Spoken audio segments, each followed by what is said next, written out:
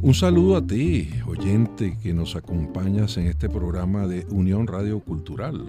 Una cana al aire. Hora dedicada al gusto por compartir cosas entrañables, personajes con sabor e inteligencia. Liviandad y acaso travesura. Giancarlo Caraballo y Juan José Clark están en el control de sonido de la estación. Ana Karina Fajardo en el apoyo de producción, investigación y locución con sus certificados 58.919. Y quien te habla, Federico Pacanins, certificado de locución 8.761, con mi cana al aire de hoy, dedicada, ¿saben a qué? Algo llamado La Diosa Blanca. ¿Qué puede ser La Diosa Blanca? La Diosa Blanca puede ser un libro muy importante de mediados de los años 40 que escribiera el gran poeta y humanista Robert Graves, inglés. La Diosa Blanca, si alguno sospecha que tiene que ver con algo con mitología o con antigüedad, pues creo que también está en lo cierto. La Diosa Blanca también puede tener que ver con poesía, con musa, con inspiración, también estaría en lo cierto. ¿Por cuál de esos lados tomamos esto? Bueno, vamos a buscarlo un poquito primero con Robert Graves. Robert Graves escribe este libro se hace muy famoso y en algún momento dice lo siguiente: mi tesis es que el lenguaje del mito poético corriente en la antigüedad en la Europa mediterránea y septentrional era un lenguaje mágico, vinculado a ceremonias religiosas, populares, en honor a la diosa Luna o Musa, algunas de las cuales datan de la época paleolítica, y que este sigue siendo el lenguaje de la verdadera poesía. Lenguaje de la verdadera poesía. Lenguaje que nos puede dar lugar a presentar a alguien mediante este poema.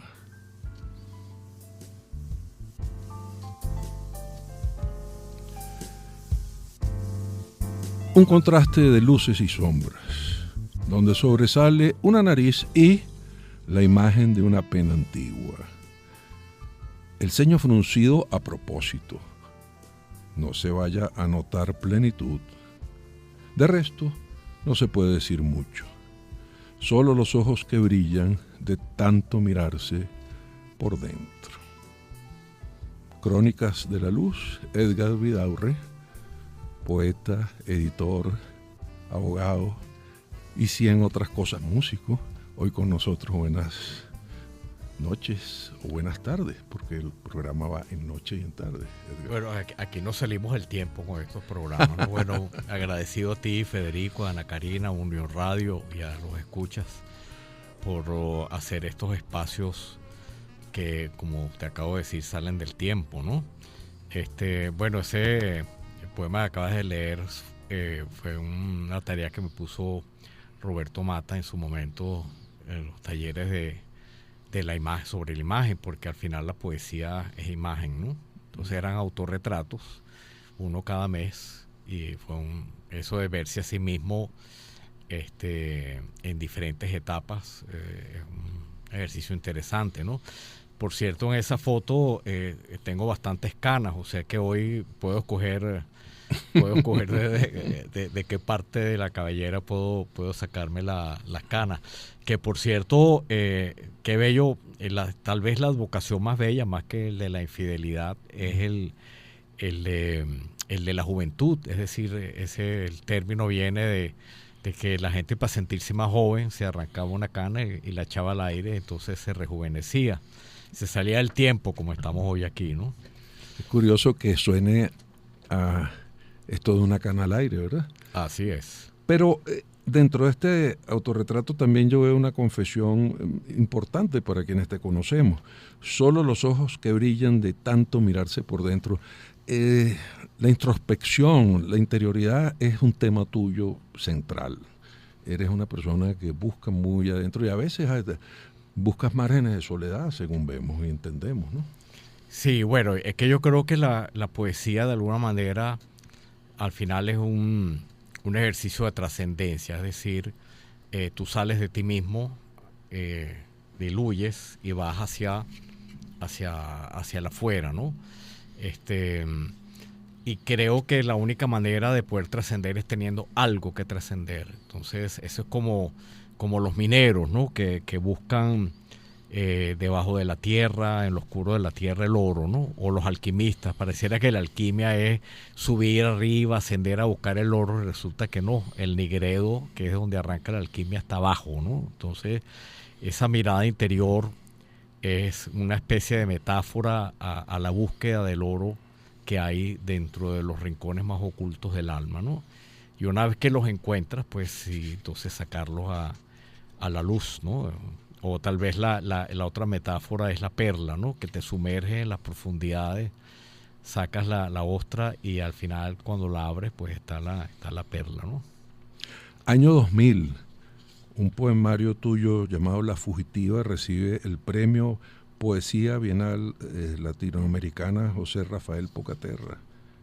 Allí, poemas en prosa, ahora quien dice lo siguiente: el silencio también es una pasión inmensamente abierta, una boca roja abierta de aflicción.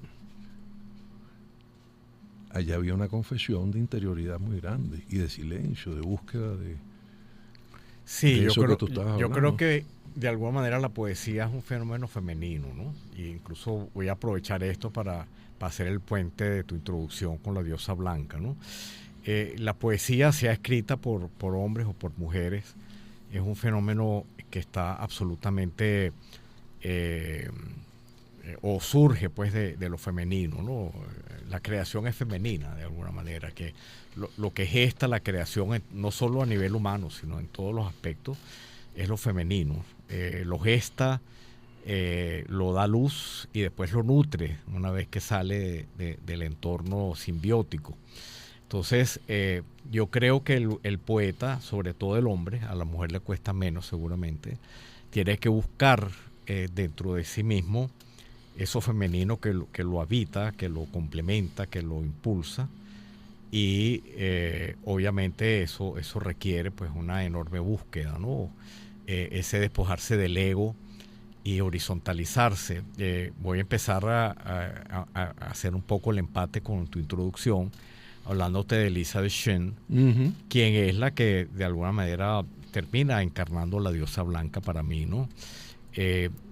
A mí me costaba mucho. Yo estuve, después de estudiar filosofía, que no me dio muchas respuestas, pero no a las que yo quería.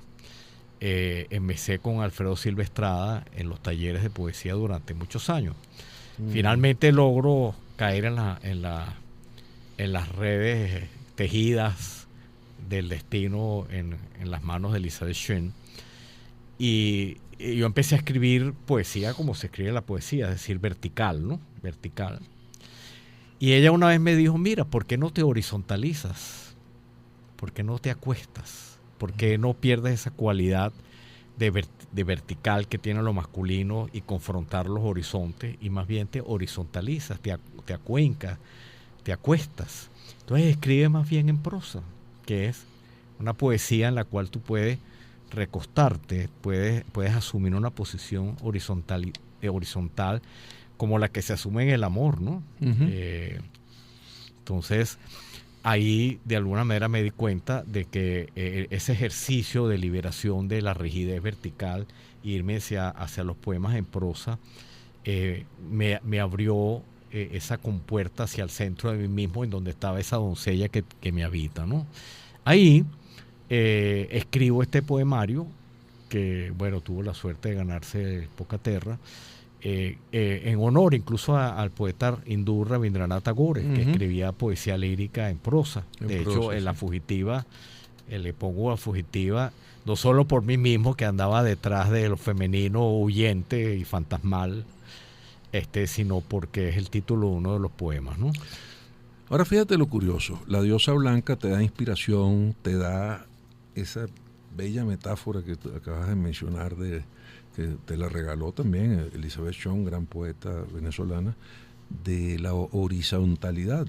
Pero la diosa blanca está también referida a la feminidad que tú tal vez heredes del propio Robert Graves, porque este libro que se llama La diosa blanca, por supuesto, por todos lados está la feminidad como cosa más importante. Por supuesto. Pero además, amigo o amiga oyente, tengo que decirles que La diosa blanca en Venezuela representa una muy importante editorial alternativa para la poesía. ¿Cómo conjugas el nombre para que llegue a ser el nombre de la editorial que tú capitaneas? Bueno, Diosa Blanca nace en un momento en los que las únicas editoriales eran las del Estado Monte Ávila, que además fue generosa, publicó a todo el mundo, ¿no? Pero hubo un momento en el que Monte Ávila ya no se podía repetir a sí misma y no habían editoriales alternativas. En ese momento surgen algunas, como Tierra de Gracia, por ejemplo, y en ese momento no había, por ejemplo, increíble, Alfredo Silvestrada, un poeta que se gana el premio de Lieja, que es como el premio Nobel de la poesía, Elizabeth Schoen, Ida Gramco, Luz Machado, que la llegué a conocer en vida, no tenían trabajos y no tenía cómo publicarlos, porque ya Monte Ávila había publicado tanto que no se repetían. Entonces, en mi encuentro con Elizabeth Schoen, yo no voy a entrar en mayores detalles, sino que en ese momento yo decido cambiar mi vida e incluso me voy a vivir a la casa de Elizabeth Schoen. Ella tenía artritis, no podía tipear, no veía bien, tenía cataratas, no sabía lo que era una computadora, un ordenador, y tenía más de 12 libros en físico manuscrito. Y yo le digo, mira, vamos a sacar esos libros. Entonces fundo la editorial para sacar los libros de Alfredo Silvestrada, que son trabajos extraordinarios, y los libros de Elizabeth Schoen. Ahí, en ese momento, cuando iba a bautizar el libro, ya yo tenía tiempo imbuido dentro del mito poético celta, porque celta es irlandés este mito, donde se decía que la diosa blanca, que era la luna, era la que movía las mareas emocionales del ser humano, y como la luna que mueve las mareas del mar, bueno, movía las mareas del alma también. Entonces los bardos, que era como se llamaban los poetas en ese momento, para rendirle homenaje a la luna, establecieron el rito de la poesía, pero curiosamente esto se repite en muchas culturas, en la china, en la japonesa, sí. Tú que incursionas bellamente en la poesía japonesa. O por lo menos en la forma. Sí, uno bueno, quisiera, sí. Así es. Pero fíjate qué curioso que hablas de Alfredo Silvestrada y veo que hay un reto con los límites, y el tema del límite siempre estuvo presente en él. Hay un pequeño verso, o 3 versos de él, que siempre me han marcado y dicen así: por una sed insensata de lo ilimitado, uno desearía finalmente desprenderse del límite de uno mismo. Esas son esas iluminaciones de un gran poeta, como era para muchos un poeta críptico, porque a veces es difícil entrar con él. Es el primer gran poeta modernista. Modernista, sí. Y es curioso que tú hayas estado en él, porque tú en cierto modo te has desprendido del límite, o todos los que nos atrevemos, parece que tuviésemos un límite en ese horizonte y decimos, bueno, voy a ir un poquito más allá a ver qué pasa. Y ahí vamos en la cuerda floja, ¿no? Así es. Y entonces aparece esta editorial. Vamos a decir gente que está publicada en La Diosa Blanca. Bueno, mira, La Diosa Blanca no es que haya sacado una ingente cantidad de títulos, pero sí ha sido muy cuidadosa en la escogencia de los títulos. Con Alfredo Silvestrada publicamos libros fundamentales. Casi todo su trabajo de traducción fue editado en Diosa Blanca. Por ejemplo, en El calor vacante de André de Boucher, candidato al premio Nobel muchas veces. Y muy relacionado con Silvestrada. Sí, como no siempre. Yo fuimos incluso a Bélgica a entregarle los libros en ese momento, ¿no? Bueno, yo, porque Alfredo no viajó, sino que me entregó los libros. Raíz abierta de Philip Jones, tremendo poeta francés. El nadador de un solo amor de Georges Hadé. Imagínate, también cercano. Los poemas completos de Georges Hadé. Las resonancias y los orines de Adonis y La tierra con el olvido de Salas Tetí, ¿no? Yo publiqué incluso un libro de Rilke El primero que publicó en español, La vida de María, fue la editorial Diosa Blanca, ¿no? Yo tuve la suerte de obtener unos manuscritos. Ya Rilke estaba muerto, obviamente los derechos de autor estaban ya más o menos libres. Además, en ese momento era como una especie de copia clandestina que se había obtenido, y yo publiqué el libro a través de una traducción muy buena de la pianista y poeta Coromoto Livinali, y en ese momento fue un éxito el libro, ¿no? Es un libro único porque eran los textos que Paul Hindemith iba a poner en una cantata María y se los pidió a Rilke. Hindemith se muere y esos textos aparecen muchos años después y después son publicados por Gallimard en París. Y en cuanto a poesía venezolana, tienes nombres interesantísimos. No, bueno, ¿qué te puedo decir? Mira, todos los poemarios inéditos de Elizabeth Shuen, que es por la cual realmente nace esta editorial. Ella encarna a la diosa blanca para mí. O sea, ella se convierte en la encarnación de la diosa blanca, no solo para mi necesidad de difundir la poesía de esos grandes maestros, sino para mí mismo como maestra, ¿no? Ella. Uh-huh. Entonces, bueno, ¿qué te digo yo? La flor, el barco y el alma, Riondo aquí, la llama, ¿qué te digo yo? Casi todos los poemas últimos de Elizabeth Shuen fueron publicados, entre ellos incluso los dos últimos póstumos, que son Corderos, El cigarrón y Corpus, que es el último libro de ella, ¿no? Otro nombre que está ligado a la gran poeta, la inspiradora, la diosa blanca, ahora también tiene otra connotación que es la poeta, pero Elizabeth Shuen, pero también está Ida Granco. Está Ida Granco, está Luz Machado, uh-huh. Belén Ojeda. Los poemas de la psicótica que exactamente, que incluso con un prólogo exquisito de Ana María Hurtado, psiquiatra, poeta, o sea... Esa es otra maravilla. Además, ella tiene la claridad en el verbo. Cuando uno la ve discurriendo, bueno, dice sí, ella o es locutora, o es poeta, o es psicóloga, o es las tres. Bueno, esa es otra encarnación de la diosa blanca también, ¿no? Pero esa ya es más personal tuya. Fíjate, Robert Graves dice esto, vamos a ver qué tal les parece. La verdadera práctica poética exige una mente tan milagrosamente afinada e iluminada que puede transformar las palabras. Por medio de una serie de más que coincidencias, en una entidad viviente, en un poema que puede actuar por sí solo, durante siglos después de la muerte del autor tal vez, afectando así a los lectores con su magia almacenada. Como la fuente del poder creador de la poesía no es la inteligencia científica, sino la inspiración, se puede atribuir con seguridad la inspiración a la musa lunar, la denominación europea más antigua y adecuada para esta fuente.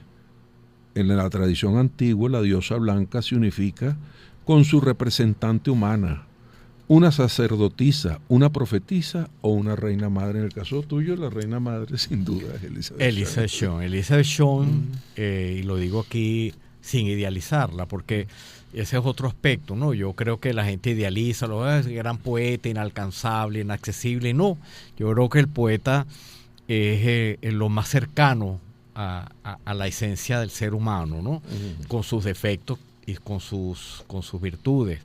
En este caso, Elizabeth Shuen tenía la enorme virtud de ser genuina.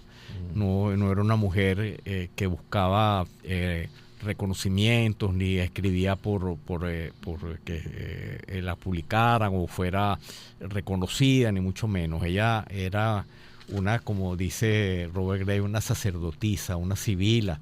Entraba en trance, era una mujer que yo la vi entrando en trance, incluso veía espectros y veía, yo viví esa experiencia con Elizabeth Shuen.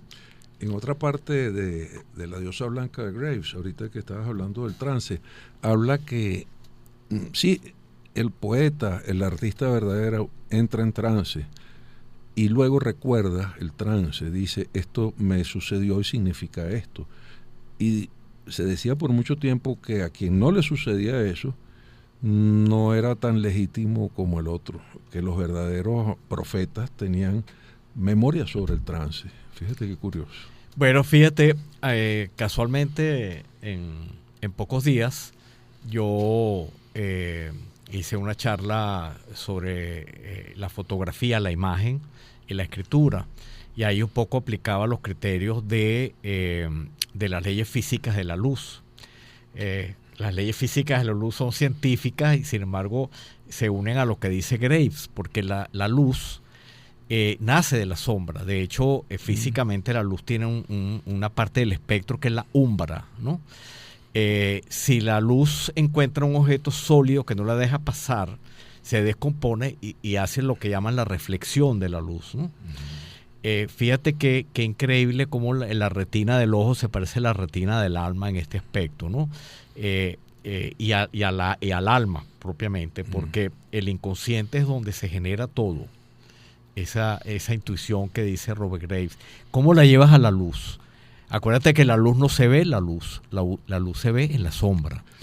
Entonces, para que tú lleves la poesía hacia el afuera, obviamente tienes que tener ese ejercicio de irse hacia la sombra, que es donde se ve la luz, y llevarla hacia el afuera para iluminar, ¿no? Con nosotros Edgar Vidaurre, ya ven, poeta, hombre de inteligencia luminosa, filósofo, abogado y un tremendo etcétera. Pero ¿saben qué? También está el amor. Y en este libro La Fugitiva, por dar un ejemplo, yo te quisiera pedir, antes de ir al corte, que nos leyeses uno de tus poemas, que viene a ser este. Ya me pongo los lentes. Claro. Esto tiene toda la facilidad de libro, poder tú me has dado una sorpresa hoy porque yo tenía mucho tiempo que no lo revisaba, ¿no? Aquí voy. Nos olvidábamos del cielo porque habíamos entrado en él, en una ceremonia que no alumbra los deseos. Lejos de su enloquecida cadencia, una muchacha gentil se arroja al viento para besarme. Su sueño apenas enredado en una rosa de mi jardín.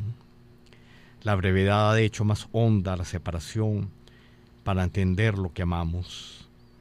La angustia que se vuelve silencio. Las manos en estado de vuelo. Vamos al corte y regresamos con la segunda parte de esta Cana al Aire dedicada a la diosa blanca, con el poeta Edgar Vidaurre y sus ediciones poéticas, por supuesto.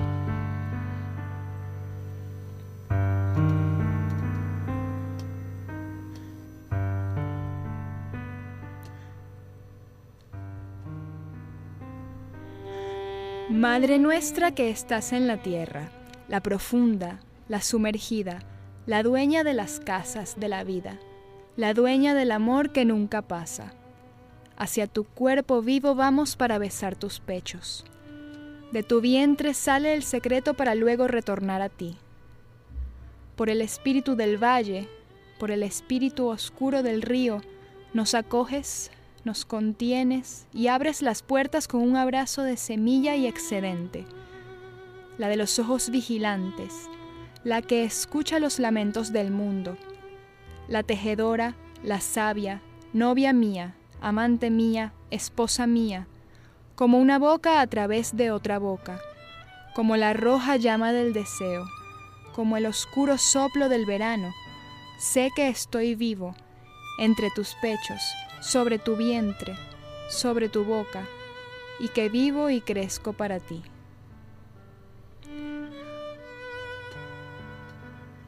Hola, hola, te saluda Ana Karina Fajardo y quiero darte la bienvenida a la segunda parte de Una Cana al Aire con este poema del libro Panagía de Edgar Vidaurre, nuestro invitado de honor de hoy. Hola Edgar, ahora te saludo oficialmente. Hola Ana Karina, bueno, tú ahora estás encarnando, eres tú a la diosa blanca. Wow, qué honor, yo encantada. Edgar, este poema es un perfecto ejemplo de cómo tu obra transmite una importante devoción hacia lo femenino, hacia la belleza, hacia la mujer como ser creador de vida, como lo que estábamos hablando en la primera parte del programa. Pero yo quiero resaltar otra cosa. La música llegó a ti desde temprana edad, ¿cierto? Sí, 5 años. Bueno, 5 años estudiando, pero obviamente yo creo que las canciones de las madres y de las abuelas, de esas diosas blancas que lo arrullan a uno, impregnaron el alma, ¿no? Totalmente. Y hoy la música sigue habitando en ti con la poesía, por supuesto. Y por esa razón, a mí se me ocurrió compartir contigo hoy, con Federico, y con nuestra audiencia, una pieza musical que estoy segurísima, bueno, espero, que te transportará en el tiempo. Música, maestro.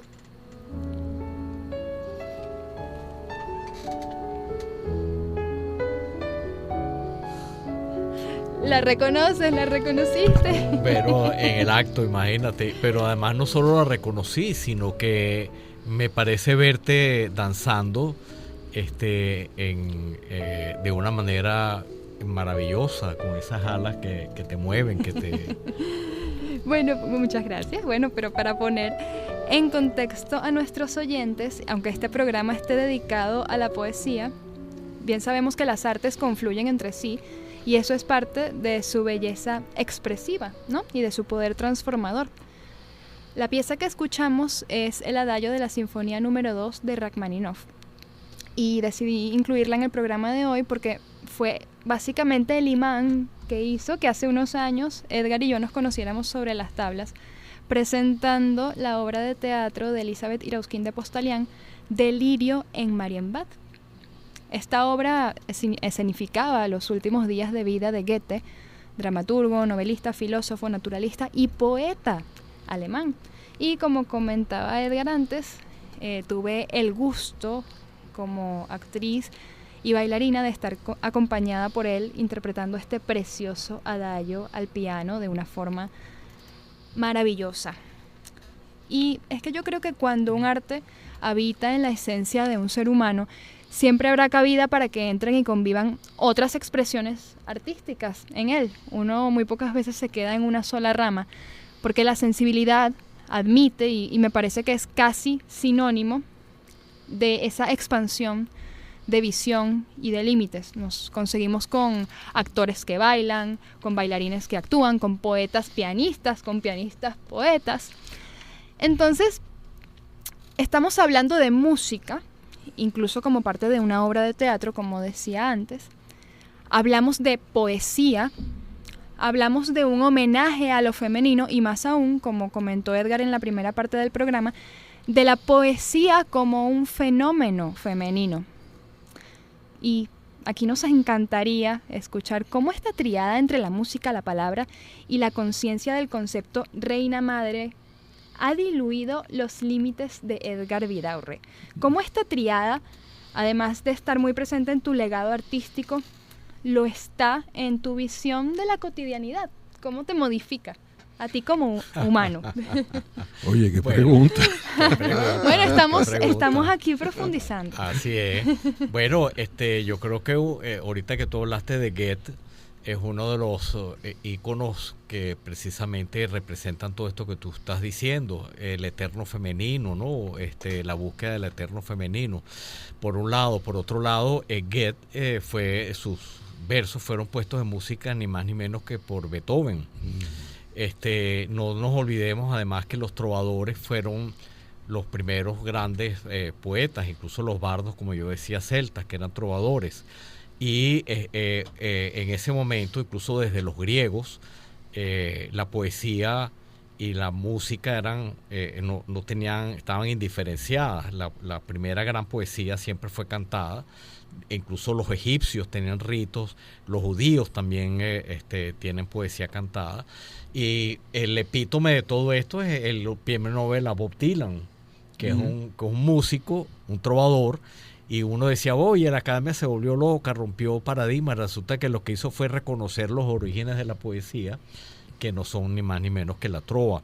Claro. Ahora, Indudablemente que la poesía, como yo dije, y en general la creación es femenina. Y incluso no me refiero aquí a la mujer como encarnación de lo femenino, sino a lo femenino creante, a lo femenino como fuerza de la creación, como el yin y el yang. Sí. Entonces, Rilke decía, que era un gran admirador de lo femenino, decía que el poeta hombre tiene que escribir con la punta del alma, ¿no? Con la punta del ánima. Y además decía, el creador, el poeta, es profundamente femenino, porque gesta, pare, da luz. Pero como decía Federico hace un rato, esa obra se va de sí mismo, como los hijos, y tienen una vida aparte permanente, porque en realidad la sensación de fugacidad que tenemos de la vida es porque nosotros somos fugaces, no porque la vida sea fugaz. Así Nosotros somos unas antenas parabólicas. De hecho, si tú sales a ver las estrellas en la noche, el 80% de las estrellas que ves ya murieron porque están a millones de años luz, y la luz que estás viendo la ves, y sin embargo hace tiempo que desapareció. Wow. Edgar, ¿tú has hecho canciones? Bueno, vamos a decir que la poesía es una especie de cancionero también, ¿no? Pero por la cualidad de pianista y bueno, además que tiene. Muy, muy bueno. ¿Te has atrevido a poner letras a la música que haces? No he llegado a eso. Lo que sí he hecho es asimilar un poco la poesía que he leído con la música, ¿no? Incluso ahorita estoy un poco metido con el pianismo cuántico, con la música cuántica, ¿no? Arvo Pärt, Philip Glass, Max Richter, que son lenguajes absolutamente distintos a lo que veníamos acostumbrados en los lenguajes musicales canónicos, ¿no? Con la editorial se puede hacer arte también.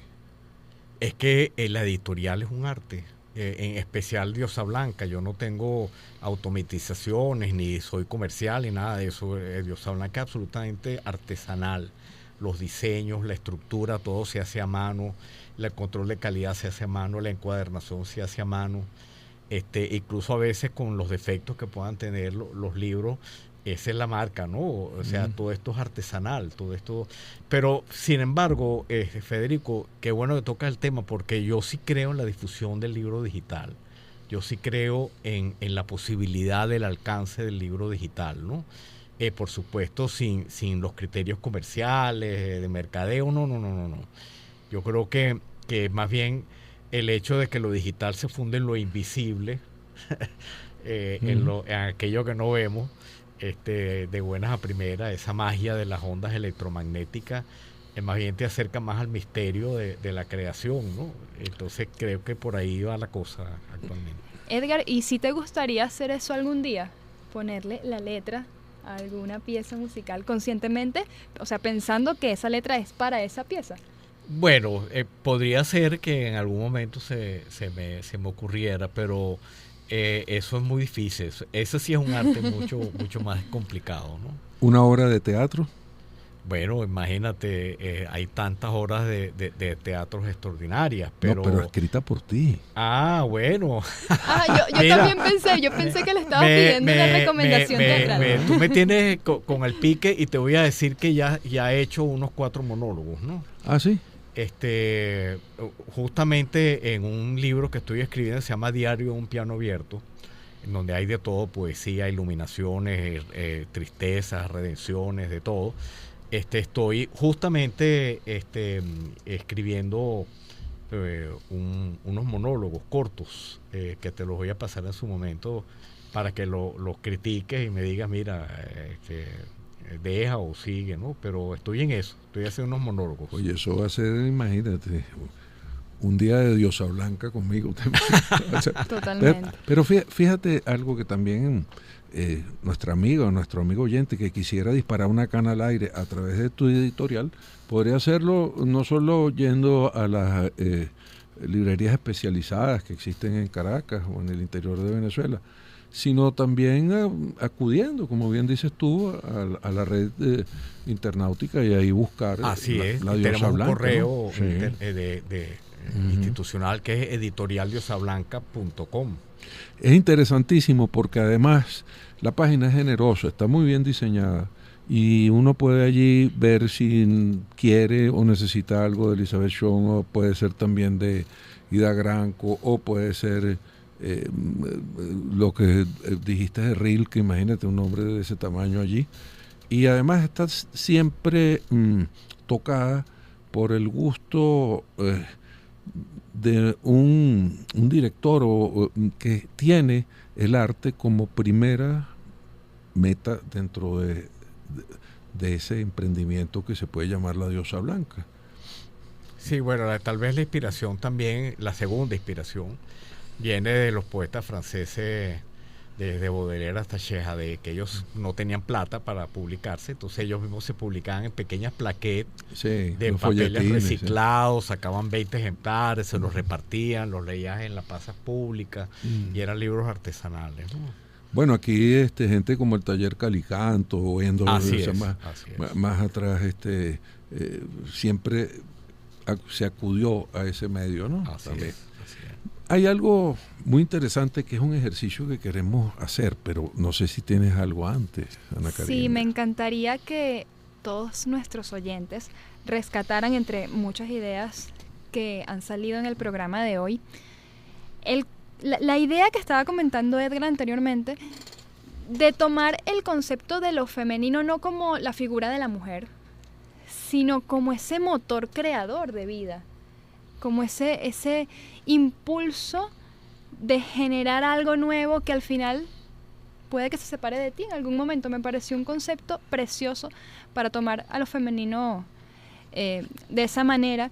Y a ti, oyente, que recién nos estás sintonizando, quizás te contamos que hoy nos acompaña el gran Edgar Vidaurre, quien, además de ser el director fundador de la editorial Diosa Blanca, que da nombre al programa de hoy, preside actualmente el Círculo de Escritores de Venezuela y también es autor de libros de poesía como La Resurrección de los Frutos, Poemas de la Tierra, La Fugitiva, La Séptima Rosa, El Lugar Más Sosegado de la Tierra, Panagía, El Lamento de Ariadna, Al Este de la Melancolía, El Árbol de la Vida, Diario de un Piano Abierto y entre muchos otros.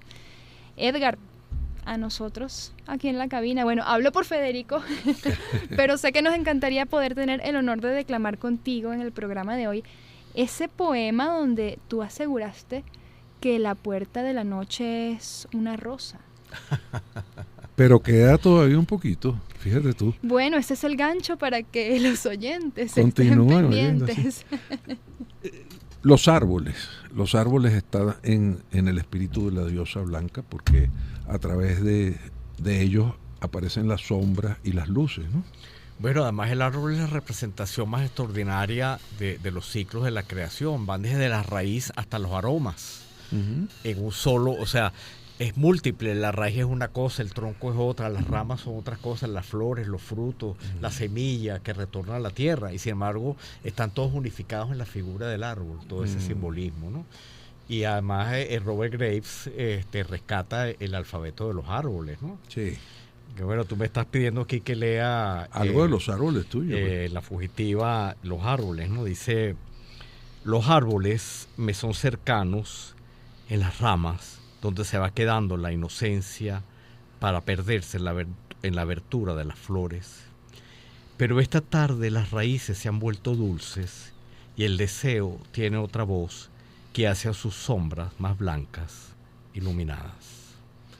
Imagínate tú, lo que está entre las ramas, lo que se proyecta abajo, toda la metáfora del crecimiento del árbol, de cómo surge de los aromas. Los aromas, sí.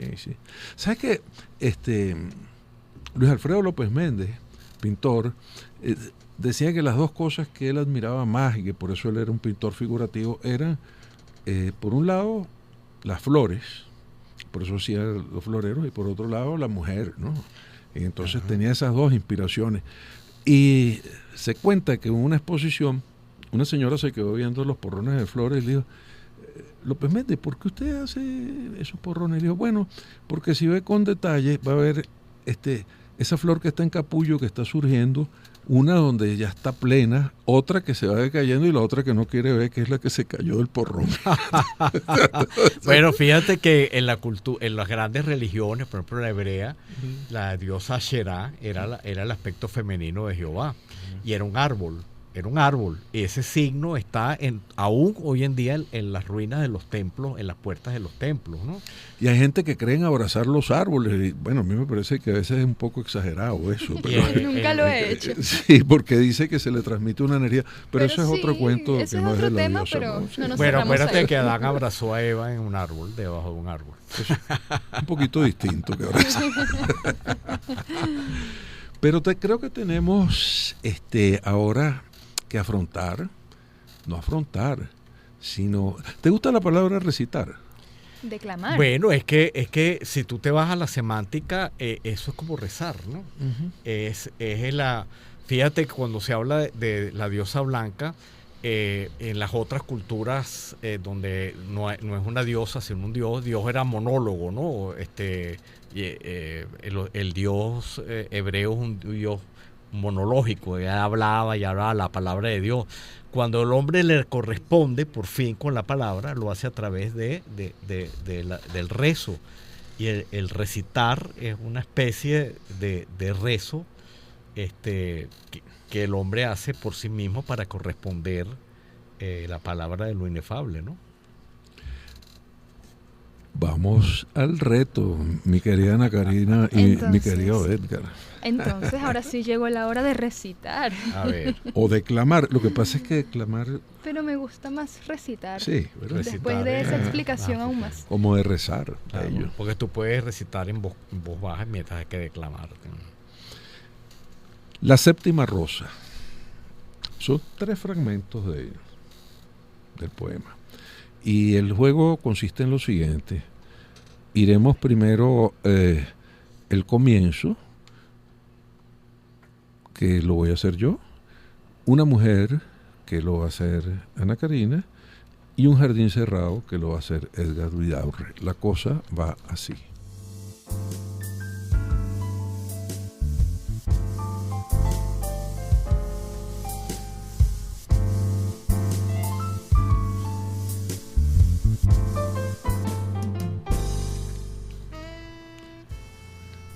El comienzo, donde termina la luz, alguien en la sombra dice, yo soy, yo soy. No existe la búsqueda porque la puerta de la noche es una rosa.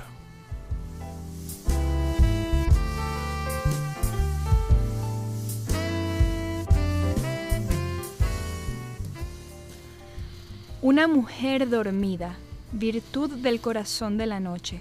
Su misterio es sacar miel sobre sí misma. Los ojos no han visto todavía la luz, pero las manos la prometen. Ellas esperan un relámpago, un río, otras manos.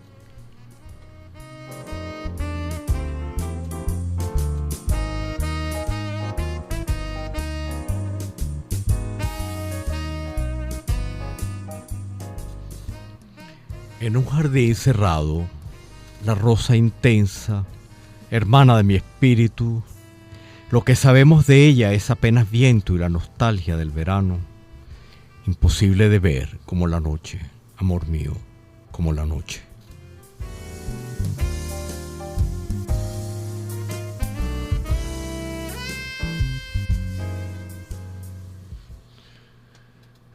Tres poemas de la séptima rosa con Edgar Vidaurre, que es su autor aquí presente, con el tema de la diosa blanca, que como decíamos al comienzo, puede significar el maravilloso libro de Robert Graves. ¿Sabes que él, cuando se publicó esto, en la segunda edición o algo así, estaba impresionado de que hubiese interés, porque él lo sentía como un libro difícil? Y que luego, transcurrió los años, ya el mayor, vio en alguna lista de 1000 producciones artísticas de diversas naturalezas del siglo XX, y vio su diosa blanca allí y también se sorprendió y dijo, valió la pena, ¿no? También vale la pena decir que la editorial La Diosa Blanca, conducida por nuestro invitado, al aire del día de hoy, Edgar Vidaurre, pues la conduce también con un criterio artístico, con un criterio de buscar lectores que hurguen un poco en eso que decía Silva Estrada. Uno desearía finalmente desprenderse del límite de uno mismo, imagínate. Me encantó. Pero es que el límite es el ego, ¿no? El límite es uno mismo. Es uno mismo, sí. Así es. Y bueno, Ana también tendrá alguna cosa que decir para cerrar. Nos encantó, Edgar, que estuvieras con nosotros en el programa de hoy. Si puedes, recuérdale a la audiencia cuál es el correo electrónico que dijiste antes para ponerse en contacto con la editorial. El correo es muy fácil, editorial Diosa Blanca, todo pegado seguido, editorialdiosablanca.com. Excelente, excelente. Será hasta la semana que viene, cuando Así estaremos será. con otra emisión de Una Cana al Aire. En la conducción del programa estuvo Federico Pacanins y quien les habla, Ana Karina Fajardo. Pueden encontrarnos en Instagram como @FedericoPacanins y @Caritopía. Este programa es posible gracias al equipo conformado por Gitanjali Suárez, Inmaculada Sebastiano, Melanie Pieruzzi, Carlos Javier Virgües y Giancarlos Caraballo. También puedes seguir la transmisión en vivo en www.mundour.com. Debes buscar la pestaña de Radio en Vivo, bajar y darle clic en Unión Radio 90.3. Recuerda que nos puedes seguir también en @mundourweb y @radioescuela. Gracias por acompañarnos en la edición de hoy de Una Cana al Aire, un espacio para la cultura urbana. Hasta la próxima.